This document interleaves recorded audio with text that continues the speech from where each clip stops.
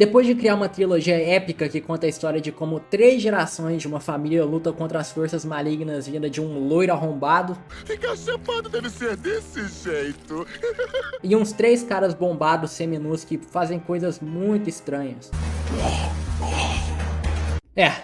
Tem bizarro no nome. É de se esperar que o próximo capítulo dessa história seja tão épico quanto os anteriores. Afinal, a gente acabou de ver uma jornada incrível de 4 caras e um cachorro e um velho pelo Egito em busca de sentar a porrada em um vampiro de 121 anos. E essa história encerra fechando todas as pontas soltas do que tinha sido contado até então. Se Jojo tivesse terminado aí, já seria bom bastante para essa obra ser considerada um tipo de clássico cult que inspirou várias coisas que vieram depois. Mas, para nossa sorte, o homem não consegue ficar mais de 5 minutos sem colocar alguma coisa bizarra no papel e a história não acabou por aí. E para dar continuidade a essa história épica, ele criou essa que é particularmente a minha parte favorita. E que de certa forma, apesar de dar continuidade a Stardust Crusaders, é o início de uma nova saga envolvendo as flechas e as consequências das coisas que foram feitas anteriormente. E no início dessa nova saga, a gente acompanha a história de um adolescente do cabelo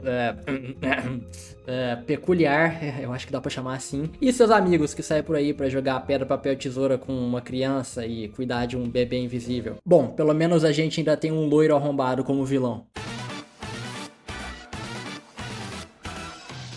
Josuke Higashikata é meu Jojo favorito. É engraçado que em comparação com os outros Jojos, ele é o que menos pega no pé. Raramente você vê alguém falando que acha o Josuke um Jojo ruim ou superestimado. Geralmente a reclamação é que, mesmo sendo um protagonista, ele acaba dividindo bastante tempo de tela com outros personagens. O que é uma reclamação que não faz sentido nenhum pra mim. Na parte anterior reclamavam que era muito Jotaro isso, Jotaro aquilo, aí agora que eles resolvem dividir um pouco mais o protagonismo entre os personagens, reclamam disso também. Pra mim, esse é um elemento ótimo que essa história trouxe, porque por mais que o Josuke seja o protagonista, é a junção de vários personagens que faz a história andar. Assim como essa parte como um todo, o Josuke talvez seja o Jojo mais normal. Ele tá longe de ser um herói que arrebenta a cara do vilão e sai andando em direção do horizonte igual o Jotaro. E ele também tá longe de ser um completo porra louca que mesmo na situação mais fodida possível continua tirando onda com a cara do vilão igual o Joseph. Até então, o Josuke é o Jojo mais humanizado de todos. A gente vê ele saindo com os amigos, jogando videogame, vê que igual todo adolescente ele tem inseguranças, principalmente envolvendo o pai. E esse negócio de ter um pai ausente é algo bem recorrente em Jojo, já percebeu? Acho que os únicos Jojos que tiveram um pai presente foram o Jonathan e o Johnny, o que também não é lá grande coisa, já que o pai do primeiro é um completo idiota, burro,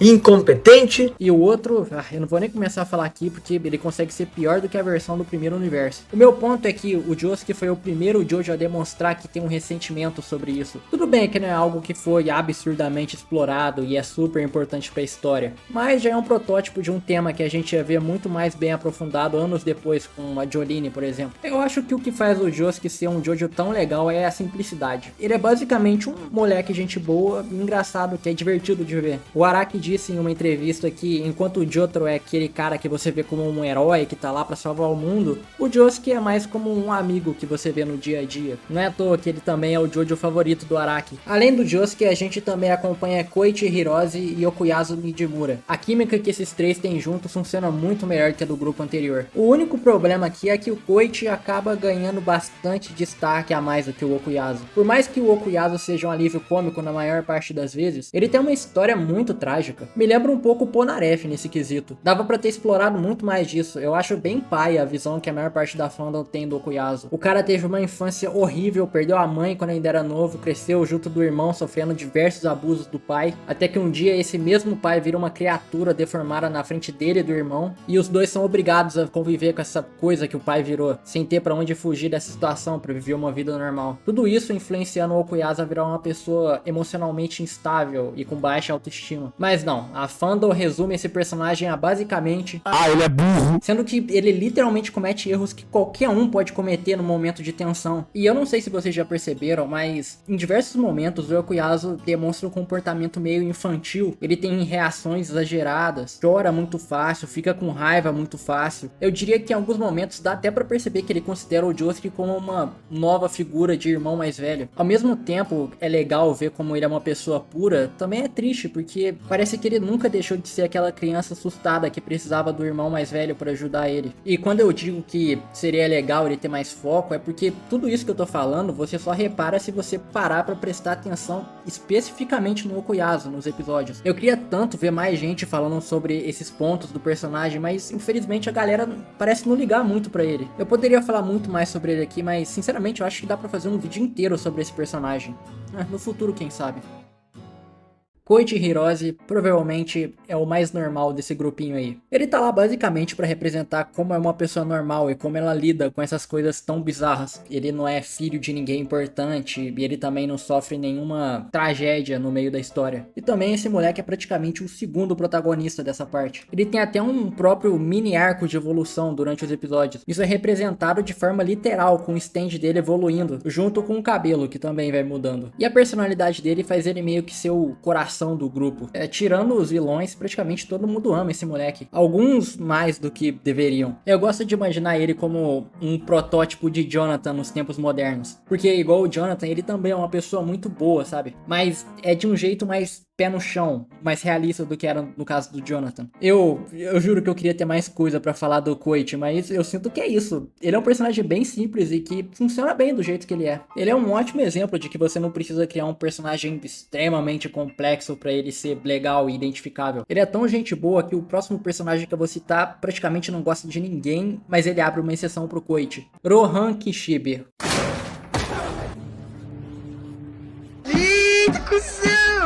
Olha a cara do Koichi quando ele conhece o Rohan, mano. Parece que é o destino desse moleque ser infernizado por gente esquisita. A primeira impressão que a gente tem do Rohan é que ele é um mangaka completamente doido que tá disposto a escravizar um moleque pra ter fonte infinita pras histórias dele. O Araki fazendo uma boa representação dos artistas dentro da história. Opa,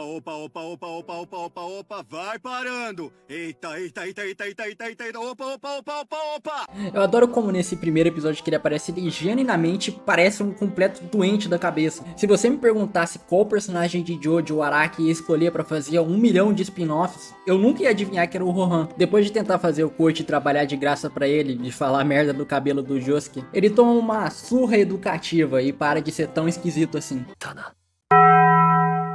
Mas só um pouquinho, ele continua sendo um esquisitão. Opa, vai parando! Eu achei muito boa a ideia do Araki de colocar junto do grupo alguém que não gosta do protagonista. Teria sido muito fácil fazer ele aos poucos ir virando amigo do Josuke, mas não. Esses dois se odeiam do início ao fim. E isso é maravilhoso. Eu preferi estar morto agora a receber a sua ajuda.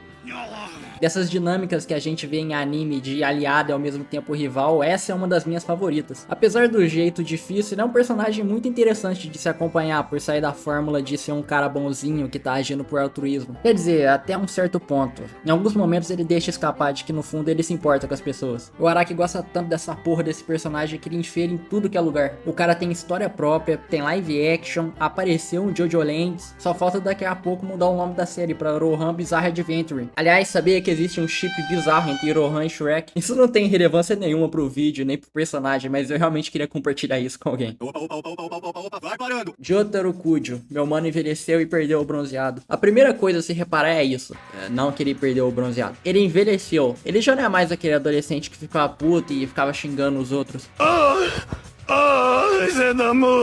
Ele amadureceu como pessoa. Eu já vi gente reclamando disso e na minha visão não faz sentido nenhum. Não dá pra esperar que ele fosse agir pra sempre da mesma forma de quando ele tinha 17 anos. Reclamar disso é tipo reclamar que uma pessoa envelheceu. Você entende como não tem lógica aí? Eu não consigo imaginar ele nessa parte de outra forma do que do jeito que a gente viu. Aqui ele tá basicamente repetindo o papel que o Joseph teve na parte 3. Ele é o cara que surge alertando o novo protagonista sobre a ameaça da vez e guia o grupo pra conseguir superar essa ameaça. E eu acho que ele cumpre esse papel muito melhor do que o Joseph na parte 3. Ele era o mais velho do grupo, mas mesmo assim, isso não afetava o jeito que ele interagia com o grupo. Ele era basicamente mais um ali. Mas aqui não, o Jotaro claramente é mais desconexo do grupo por ser um adulto. E lidar com as coisas de um jeito mais sério e centrado. Só interagindo com os personagens quando é necessário. E mesmo com essa barreira de idade entre ele e o resto do grupo, ele demonstra em diversos momentos que ele gosta deles. Claro, do jeito dele, né?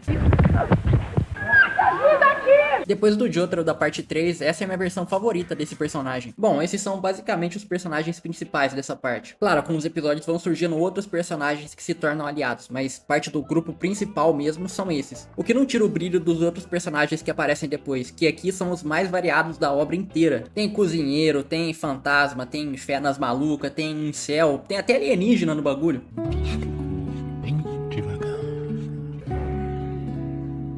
É impressionante a criatividade que o Araki teve pra fazer tanto personagem diferente funcionar bem junto. E falando em criatividade, quando os stands surgiram na parte 3 era um conceito muito foda, mas era a primeira vez que o Araki estava trabalhando com esse sistema de poder. Eu sinto que ele ainda estava testando até onde isso pode ir, eu não tinha conseguido ainda sair completamente da caixinha. Só que aqui a gente vê os personagens usando os stands da forma mais aleatória possível. É um doido que usa o stand pra temperar a comida, o outro que usa o stand pra ficar dando golpe nos outros. Tem até um rato sniper.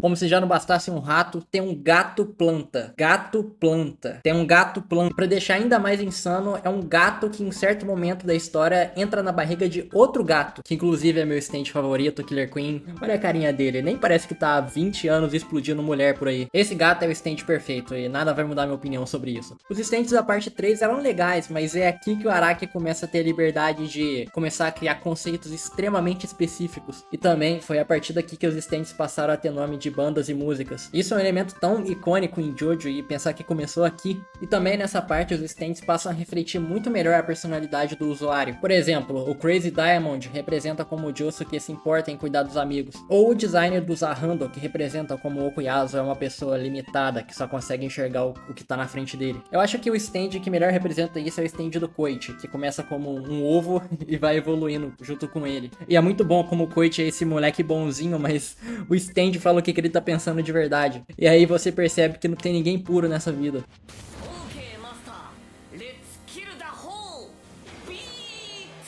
Tá explicado porque que o Jotaro gosta tanto dele. Eu acho que não tem ninguém aí que vai discordar do fato de que os stands inegavelmente evoluíram comparado com a parte anterior. Tanto em visual, quanto poder, o jeito que ele é usado na história. Eu não tô querendo cagar nos stands anteriores não, eles são bem legais também. São icônicos e com certeza tem sua importância, já que foram eles que começaram. Mas se você analisar, fica bem clara a formulinha, que é basicamente tem um stand forte, tem um stand rápido, tem um stand que joga poder, tem outro stand que joga poder. Quando você tá assistindo pela primeira vez a parte 3, você não repara muito nisso, mas depois de ver a parte 4 e as partes que vêm depois da parte 4, e você assiste de novo a parte 3, fica bem evidente que os stands são bastante limitados. Eu acho que o stand mais versátil do grupo da parte 3 é o stand do Iggy, e logo depois do Kakyoin. E eu tô falando tudo isso focando nos stands principais. Eu sei que tem muito stand da parte 3 que é bastante criativo, mas enfim, deixa aí nos comentários o que você acha dos stands e como eles evoluíram.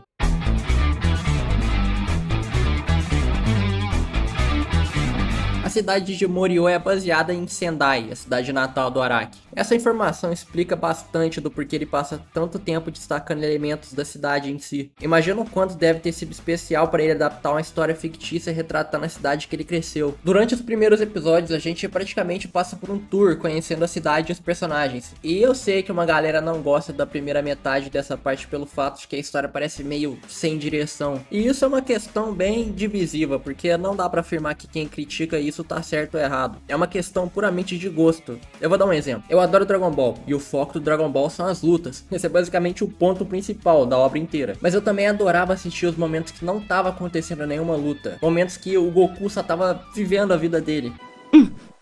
Ai, ai, ai! Por que jogou isso em mim? E eu acho que não sou só eu que gosto disso, porque eu vejo muita gente que também adora esses momentos. Mas eu também tenho a noção de que tem gente que não gosta e só tá lá querendo ver a luta de uma vez. Então é uma questão puramente de gosto mesmo. Pra minha sorte eu gosto, então eu adorei acompanhar o dia a dia desses personagens. Essa mistura de cotidiano com bizarrice criou uma sensação de que eu não consegui sentir de novo em nenhuma outra parte que veio depois dessa. Tem tanta personalidade em tudo que a gente tá vendo ali, os personagens, a história, o visual da cidade, o próprio visual principal dos personagens, já que foi aqui que o Araki começou a mudar o traço dele. A minha percepção é que, enquanto a parte 3 focou demais na aventura que tá no título, a parte 4 focou mais no bizarro. Em um episódio você tá vendo uns caras comendo no restaurante, no outro você tá vendo eles caçando um rato, usuário de stand. Inclusive o rato quase matou o Jotaro. Era melhor ele ter chamado o Blusão pra caçar o rato do que o Josuke. Não! O rato se matou, maluco. Tem um episódio que o Josuke encontra um alienígena e ao invés de fazer, sei lá, alguma pergunta tipo qual o significado da vida, por que a gente tá aqui, não. Eu vou usar o alienígena pra tirar onda com a cara do maluco que eu não gosto. Prioridades, né, meus amigos? E tipo, depois o alienígena fica aí e foda-se, ninguém tá nem aí pra isso. É por isso que essa parte é tão legal de acompanhar. Dá pra perceber que o Araki tá mais preocupado em fazer alguma coisa divertida do que fazer alguma coisa séria. Claro, eventualmente a história acha o rumo dela. Surge um vilão, que inclusive é um vilão muito bom. Ele também reflete a estranheza dessa parte, sendo um dos vilões mais únicos de Jojo. E como eu disse no vídeo do Pucci, ele, o Pucci e o Valentine estão no meu top 3 de melhores vilões de Jojo. Praticamente todas as cenas que ele aparece são marcantes, principalmente a primeira cena, a introdução dele, em que ele mata o Shigeshi. Aliás, isso é uma coisa que me quebra demais. A fandom de Jojo basicamente se divide em duas quando o assunto é a morte do Shigeshi. Tem gente que reage assim...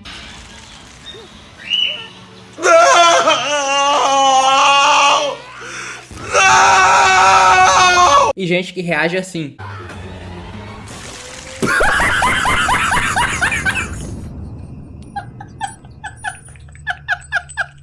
Depois dessa fatalidade aí, a história vira basicamente uma trama de perseguição. E cara, é sensacional acompanhar esse jogo de gato e rato que acontece aqui. Dá pra perceber a evolução na escrita do Araki conforme ele vai te guiando nessa investigação. Isso fica muito evidente principalmente nos episódios finais. O negócio fica tão louco, tão absurdo, que você simplesmente não consegue raciocinar como os personagens vão resolver aquela situação. Eu acho incrível como que dessa vez, cada membro do grupo tem sua participação na derrota do Kira, exceto o Rohan. E é perfeito como o Araki resolveu matar o vilão do jeito mais aleatório possível.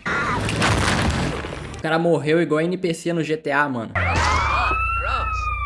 O final dessa parte representa bastante o porquê dela ser tão boa. Você simplesmente fica feliz assistindo aquilo. Sem brincadeira, se o Araki fizesse um spin-off mostrando o dia a dia dos personagens de Morio, sem ter grandes pretensões, sem ter uma história gigante por detrás, simplesmente o dia a dia dos personagens. Eu ia adorar ver isso. É como se a parte 4 fosse meio que a zona de conforto de Jojo, onde você sabe que qualquer coisa que estiver acontecendo vai ser legal de ver. Essa parte praticamente carrega todos os elementos que faz Jojo ser uma obra incrível. E é por isso que, na minha opinião, essa é a melhor parte de Jojo.